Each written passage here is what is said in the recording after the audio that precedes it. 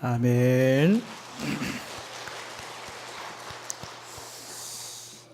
고 가구의 재료는 주로 느티나무를 사용한다고 합니다. 이 느티나무의 특징과 장점이 단단한 강도, 아름다운 무늬라고 할 수 있는데요. 특히 아름다운 이 자연 무늬로 된 가구는 비싼 가격에 매매가 된다고 하죠. 같은 재료라도 느티나무의 이 무늬가 없는 것은 몇 달이 지나도록 주인을 만나지 못합니다. 느티나무의 가치가 무늬에 있음을 말해줍니다.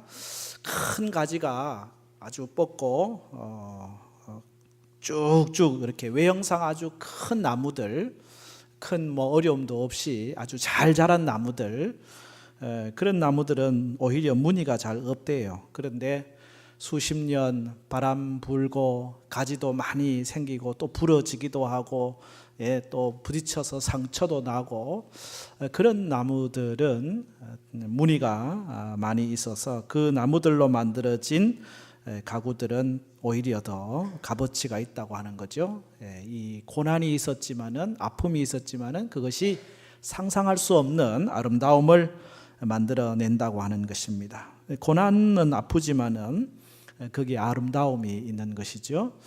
존 스토트 목사님의 그리스도의 십자가라고 하는 책을 보면 이분이 아시아에서 특별히 이제 절을 방문을 했더니 거기에 있는 부처상의 모습이 다리를 꼬고 앉아 손을 무릎 위에 내려놓고 눈은 지그시 감고 입은 미소를 띠고 있었다.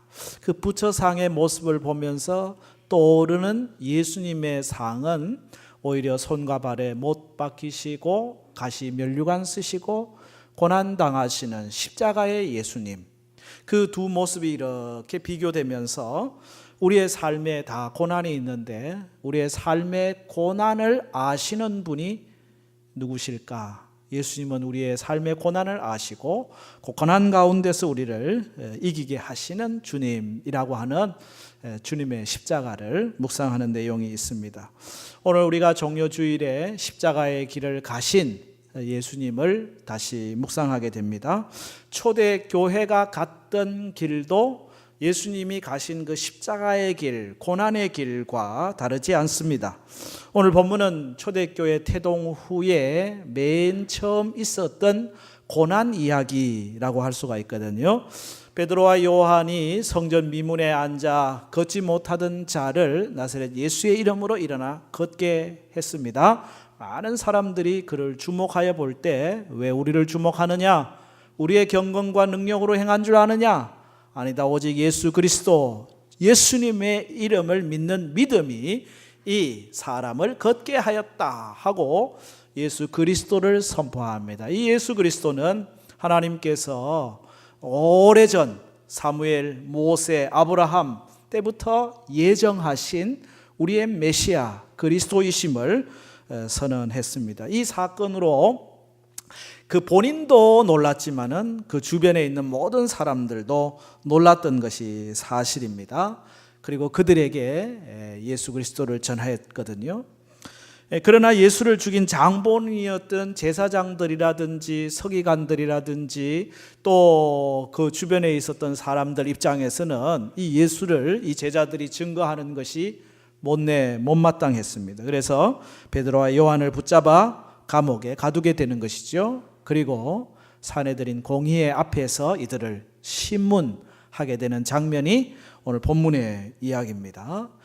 이 초대교회에 고난이 왔다고 하는 거예요. 그런데 이 고난은 오히려 신앙의 이 야성을 기르는 밑거름이었다 하겠습니다. 초대교회는요, 그냥 자란 교회가 아닙니다. 고난과 역경, 시련과 핍박 속에서 자란 교회입니다.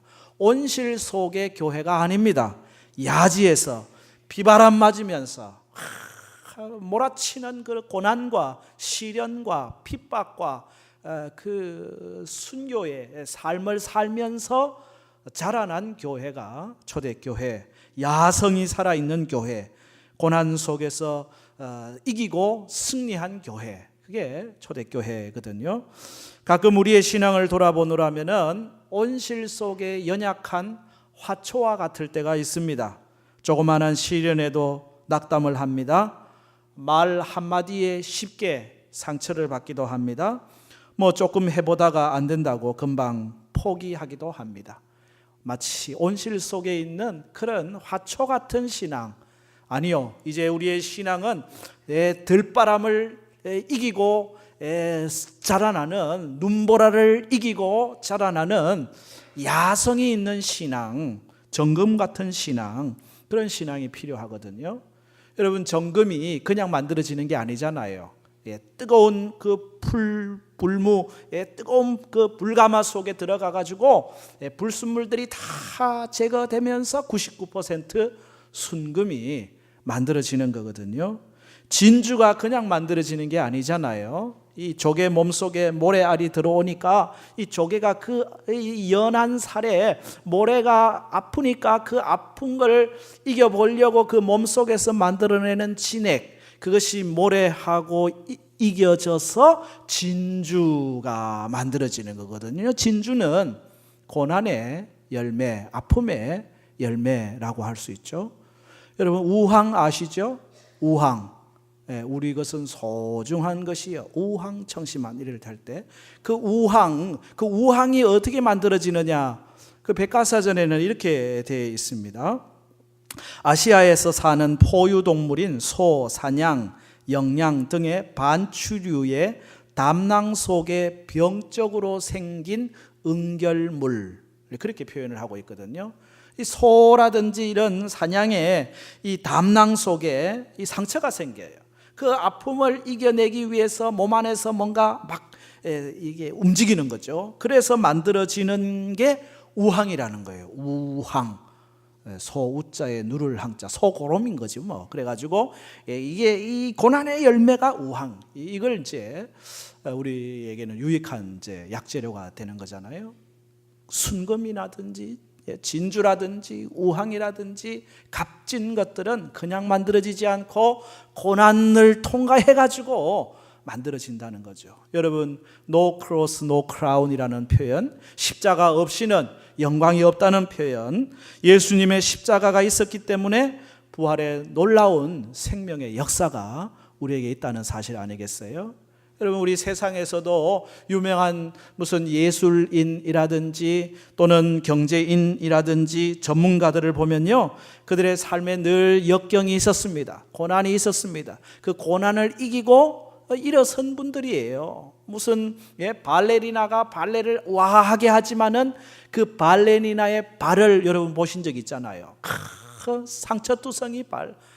김연아가 아이스링크에서 참 멋진 연기를 펼치지만은 몸 곳곳에 넘어지면서 멍든 자국들이 있기에 수천만 번 넘어지고 그래 일어나고 그렇게 작품이 만들어지는 거예요. 예술인이든지 스포츠인이든지 경제인이든지 전문가든지 그냥 만들어진 게 아니고 고난의 과정이 있었다고 하는 거거든요. 고난은 영광의 길이고 고난은 축복의 길입니다. 베드로전서 1장 7절에 너희 믿음의 확실함은 불로 연단하여도 없어질 금보다 더 귀하여 예수 그리스도께서 나타나실 때에 칭찬과 존귀와 영광을 얻게 할 것이니라. 아멘. 불과 같은 불로 시험된 그 연단된 그 믿음, 그 신앙은 주님께서 오셨을 때 그것이 우리의 영광이 되고 칭찬이 되고 존귀가 된다는 사실입니다. 욥은 고난 가운데서도 그렇게 고백합니다. 욥기 23장 10절에 그러나 내가 가는 길을 그가 아시나니 그가 나를 단련하신 후에는 어떻게 돼요? 내가 순금같이 되어 나오리라. 하나님이 나를 이 고난 가운데서 이 골만의 풀무풀 가운데서 단련하시는데 단련하신 후에는 내가 순금 같은 신앙, 정금 같은 신앙으로 새롭게 거듭난다는 거예요. 손양원 목사님은 그의 옥중서신에서 솔로몬의 부귀보다 욥의 고난이 낫고 솔로몬의 지혜보다 욥의 인내가 낫다라고 말했습니다. 고난은 우리를 더욱 순수하게 만듭니다. 고난은 우리를 더욱 단단하게 만듭니다. 고난은 우리를 더욱 빛나게 만드는 거예요. 초대교회가 더욱 단단한 교회, 더욱 빛나는 교회, 더욱 순수한 교회가 될 수 있었던 것 중에 하나가 고난이에요. 그래서 신학자들은 이 초대교회의 고난은 하나님의 시험, 테스트였으며 진지한 자기 성찰의 기회였다라고 말을 합니다. 믿음의 길은 좁은 길, 십자가의 길을 가는 것입니다. 그러나 그 고난이 하나님의 역사를 결코 막지는 못한다라는 사실이죠. 오히려 고난은 하나님의 역사를 재촉할 따름입니다. 여기 사도들은 구금을 당했습니다. 당시 재판은 주간에 낮에만 이루어지도록 되어 있었거든요. 밤에 베드로와 요한이 이제 잡히다 보니까 그 재판이 저물어서 진행할 수 없어서 감옥에다가 누워 놓은 거예요. 그러고 보면은 예수님의 재판은 야간에 이루어졌기 때문에 불법 재판이었다라고 말을 할 수가 있을 겁니다. 사도들이 구금되어 있었지만은 그날 믿은 사람의 숫자는 5,000명이 넘었다. 오늘 본문 4절에 그렇게 말씀하고 있죠. 말씀을 들은 사람 중에 믿는 자가 많으니 남자의 수가 약 5,000이나 되었더라.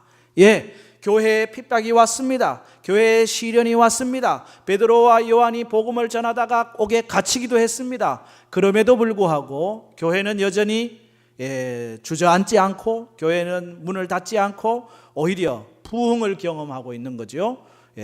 오순절 성령 강림 이후에 3,000명이 회개하고 돌아온 역사가 있었는데 오늘 본문 4장에서는 5,000명이나 되었더라 말씀하고 있고, 5장을 넘어가면 14절에 믿는 사람은 남녀의 큰 무리다 그렇게 표현이 되었고, 6장을 넘어가면 6장 7절에 제자의 수가 더 심히 많아지고 라고 말씀하고 있거든요. 하나님의 역사는 사람이 막을 수 없습니다. 하나님의 하시는 일은 사람이 헤아릴 수 없습니다. 하나님의 역사는 사람에 의해 꺾이지도 않습니다. 고난으로 자초되지도 않습니다. 고난의 시련의 그 바람이 불면 불수록, 시련과 고난의 바람이 불면 불수록 이 풍랑이 연하여서 더 빨리 갑니다. 풍랑과 시련과 고난이 우리를 주저앉게 하지 않고, 교회로 하여금 주저앉지 않게 하고 오히려 담대하게 일어서 거기에 가게 하는 힘이 된다는 거죠. 어떻게 우리가 고난을 이길 수 있느냐? 이 고난 가운데서 순수한 신앙, 힘 있는 신앙, 능력 있는 신앙으로 승리할 수 있느냐? 성령 충만이 답입니다. 성령 충만으로 고난을 이기는 거거든요. 여기 모인 여러 사람들이 지금 그들의 권세를 내세우면서 묻고 있어요. 7절에 너희가 무슨 권세와 누구의 이름으로 이 일을 행하였느냐. 여기 대제사장들, 사두개인들, 바리새인들, 또 대제사장의 문중들, 이 공동체는 그야말로 사내들인 공의회라고 부르는 대단한 공동체입니다. 이 사람들은 대단한 권세와 권위를 갖고 있는 사람들입니다. 그들이 지금 베드로와 요한에게 묻는 말이, 너는 무슨 권세로 누구 이름으로 이 일을 하고 있느냐? 무슨 권세와 누구의 이름으로 지금 이 설교를 하고 이 일을 행하고 있느냐? 소리치고 있는 거거든요. 사실 이 권세 앞에 서면요, 다 모든 사람들이 주눅들게 마련입니다. 이 권세가 대단한 권세예요. 그런데 베드로와 요한은 이 권세 앞에서 주눅들지 않습니다. 이 많은 숫자 앞에서 주눅들지 않습니다. 1500년 후에 종교개혁자 마르틴 루터가 보름스 국회에서 섰을 때 마치 수만 장의 기와장이 자기에게 쏟아지는 것 같은 그런 압도감을 느꼈지만은, 그러나 그는 내가 여기 있습니다 라고 Here I stand 외쳤던 것을 보게 되는데, 마치 구약으로 넘어가면은 골리앗 앞에 섰던 다윗처럼 그 상황 속에서 담대하게 서 있는 모습이에요. 여러분, 권위가 소중합니다. 권위 대단히 귀한 것입니다. 그러나 진리와 옳음이 빠진 권위는 권위주의가 되고, 권위 의식일 뿐이거든요. 그것으로 주눅들게 하거나 그것으로 복종하게 할 수 있다고 하는 것은 착각이고 오산입니다. 여기 세상의 권위가 아무리 대단해도 하나님의 권위 앞에서는 아무것도 아니라는 거죠. 이 베드로가 지금 하나님의 권위를 가지고 이 사내들인 제사장과 사두개인들의 그 권위 앞에 도전하고 있어요. 여기 8절 말씀 시작이 그렇게 돼 있잖아요. 뭐라고 돼 있어요? 이에 베드로가 성령이 충만하여 이르되. 이게 베드로의 권위입니다. 베드로는 성령, 하나님의 영이 그에게 충만함으로 하나님의 권위를 가지고 성령의 권능을 가지고 지금 그들에게 나서고 있는 것이거든요. 성령의 충만함은 세상의 권세를 이길 수 있는 힘입니다. 성령의 충만하면 고난 앞에서도 담대할 수 있는 힘입니다. 성령의 충만하면 고난을 승리로 만드는 능력이라고 하는 사실이거든요. 다윗이 골리앗을 어떻게 이겨요? 칼과 단창으로요? 아니요. 만군의 여호와의 이름, 하나님의 능력, 하나님의 권위를 가지고 나아가 승리하는 거 아니겠어요? 여호수아와 갈렙이 가데스 바네아에서 다들 시리에 빠지고 절망에 빠지고 어쩔 수 없다고 울고 있을 때 무슨 소리입니까? 하나님이 우리를 기뻐하시면 능히 우리가 그 땅을 차지할 수 있습니다. 문제를 하나님과 비교하면서 하나님이 기뻐하시면이라고 하는 그 권능으로, 그 권위로 나아가는 걸 보잖아요. 다니엘은 다리오 왕과 악한 신하들 앞에서 하나님을 의지하는 믿음으로 나아가서 사자의 입을 봉하는 하나님의 역사, 풀무불 가운데서 구원을 얻는 역사를 경험하거든요. 여러분에게 하나님의 권세, 하나님의 권위가 있기를 바랍니다. 성령으로 말미암은 권능을 거머쥐시기를 바랍니다. 그러면 여러분을 아무리 그 어떤 것이라도 넘어뜨릴 수가 없는 거예요. 세상이 우리를 집어삼킬 수가 없는 거예요. 믿음으로 승리하는 삶을 사는 거예요. 어떤 상황 속에서도 여전히 예수는 그리스도다라고 전할 수 있는 담대한 복음의 전도자가 되는 것입니다. 오늘 베드로는 성령으로 충만해서 그 권위들 앞에서 담대하게 예수 그리스도, 오직 예수를 선포합니다. 성령 충만한 베드로는 입을 열 때마다 그리스도, 예수를 증거했다는 사실을 아십니까?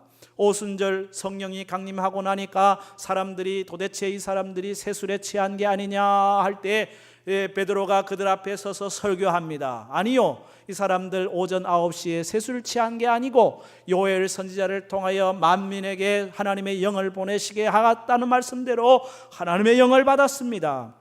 예수 그리스도께서 우리에게 약속하신 이 성령을 통하여 우리가 말합니다. 예수는 하나님이 주와 그리스도가 되게 하셨다고 선포하는 거죠. 베드로와 요한이 성전 미문에 앉은 자를 일으켜 세울 때 그가 뛰기도 하고 걷기도 하며 성전 안으로 들어가 하나님을 찬양할 때 사람들이 다 모여들었어요. 솔로몬 행각에서 행한 베드로의 두 번째 간증 설교에서도 여전히 예수님이 하나님이 예정하신 그리스도라고 하는 복음을 선포했습니다. 오늘 사내들인 공의 앞에서 그들을 감옥에 가두는 그 권세자들 앞에서 주눅들기 딱 좋은 상황 속에서 시련과 고난의 상황 속에서 베드로는 여전히 예수가 그리스도이심을 여기 선포하는데요. 여기 무슨 권세와 누구의 이름으로 이 일을 했느냐라고 하는 말을 베드로와 요한이 받아가지고 성령의 충만함으로 대질문해요. 어떻게 질문을 바꾸었습니까? 9절 말씀에 이렇게 질문을 바꾸었어요. 만일 병자에게 행한 착한 일에 대하여 이 사람이 어떻게 구원 얻었냐고 우리에게 질문한다면, 오늘 이 병자가 40년 만에 일어나 걷게 되었는데 이 착한 일에 대하여 어떻게 이 사람이 구원을 받았느냐, 치유 사건을 구원 사건으로 다시 나에게 질문한다면, 치유를 일으키신 분도 예수 그리스도시고 오늘 구원을 가져오신 분도 예수 그리스도시다. 누구에게 이걸 증거하고 있어요?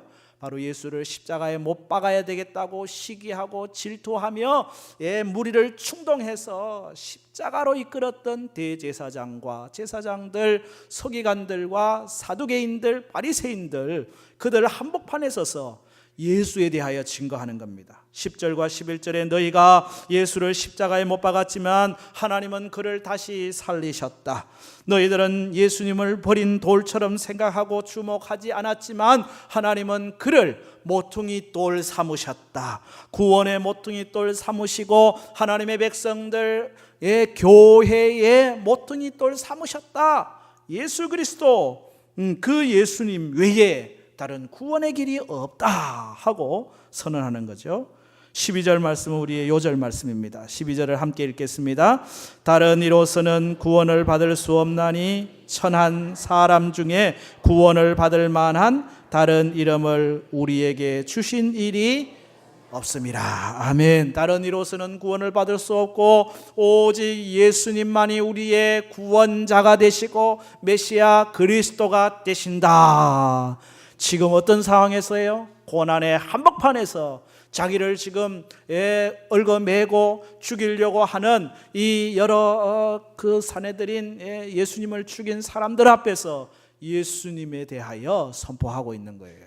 다른 이로서는 구원을 얻을 수 없고 오직 예수만이 우리의 구원자다. 어떤 이들은 구원을 얻기 위하여 예수 이름만 의지해야 한다는 것에 대하여 못마땅하게 생각합니다.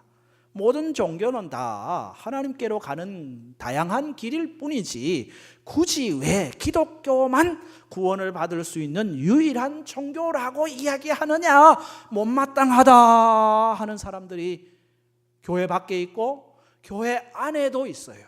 교회 안에도 왜 예수님만 구원받아야 되냐, 하나님께로 가는 길은 뭐 다양한데 다양하게 다 우리가 포용해야 되는 거 아니냐라고 말해요. 이걸 하나님 중심 사상이라고 그러거든요. 그러나 기독교는 그리스도 중심 사상입니다. 그리스도를 통하여 우리가 하나님께로 갈 수 있다고 하는 사실이죠. 구원의 길은 등산로가 아닙니다. 여기 A, B, C, D 다양한 등산로 코스, 정상 올라가는 길이 다양하지만 구원은 그렇지 않아요. 왜? 인간이 구원의 길을 만들 수 없어요. 우리는 다 죄인이기 때문에 아무리 노력하고 아무리 수고해도 하나님께로 갈 수 있는 길을 인간이 만들 수 있는 방법은 없어요. 모든 사람이 죄 가운데 있기 때문입니다. 오직 구원의 길은 하나님이 우리를 위하여 내시는 그 길밖에 없는데 하나님이 우리에게 주신 길은 오직 한 길밖에 없습니다. 요한복음 14장 6절에 나는 길이요 진리요 생명이니 나로 말미암지 않고는 아버지께로 올 자가 갈 자가 없느니라. 다른 이로서는 구원을 얻을 수 없나니 천하 인간에게 구원을 받을 만한 다른 이름을 우리에게 주신 일이 있다 없다? 없다. 고로 예수님만이 우리를 위하여 십자가 가운데서 모든 죄를 대신하여 죽으신 단 한 분이요, 예수님만이 그 죽음 가운데서 부활하여 생명을 가져오시는 유일한 한 분이니 오직 예수님만이 우리의 구원자가 되시고 우리의 메시아가 되신다. 믿는 자, 영접하는 자, 곧 그 이름을 믿는 자에게는 하나님의 자녀가 되는 권세를 주셨다고 하는 사실입니다. 지금 베드로는 때가 있으면 시시때때로 어떤 상황에서든지 예수를 선포합니다. 예수를 증거합니다. 고난의 상황에서도 예외가 아닙니다. 담대히 그리스도를 선포하고 있습니다. 성령 충만함으로 그리스도를 증거합니다. 이것이 신앙의 담대함이요, 이것이 신앙의 야성입니다. 오늘 우리 시대가 예수를 증거하기에 어려운 시대라고 주저앉아 있을 것입니까? 예수 그리스도 교회가 세상 사람들로부터 제대로 존경과 사랑을 받지 못한다고 해서 멸시와 때로는 조롱을 받는다고 해서 주저앉을 것입니까? 아니요. 오늘 우리 그리스도인들이 또 한 번 용기를 가져야 합니다. 담대함을 가져야 합니다. 성령의 충만함으로 하늘의 권세를 가져야 합니다. 어떤 상황 속에서도 오직 예수 그리스도를 증거하는 자리에 있어야 합니다. 초대교회는 온실 속에서 자란 그런 교회가 아닙니다. 고난의 한복판에서 야지에서 자란 교회예요. 오늘 우리 교회가 야성을 키워야 돼요. 산 올라가가지고 기도하면서 소나무 뿌리 뽑던 그 야성을 회복해야 돼요. 다 축 처져가지고 다 주저앉아가지고 복음도 전하지도 않고 그냥 아무것도 아닌 매갈이 없는 그리스도인이 아니라 생명의 복음, 예수 그리스도의 복음, 십자가의 복음, 이 복음을 위하여 다시 일어나야 한다는 것입니다. 천하 인간의 구원을 얻을 만한 다른 이름은 우리에게 주신 일이 없다. 우리를 위하여 십자가의 길 가신 주님 따라 초대교회가 고난의 길을 간 것처럼 오늘 우리가 이 고난의 길을, 십자가의 길을 가면서 그리스도의 복음을, 생명의 복음을 전하는 일에 또 한번 서기를 주님께서는 우리에게 기대하고 계십니다. 야성 있는 성도, 야지에서 자란 그런 교회로 새롭게 되는 은혜가 우리 가운데 있기를 축복합니다.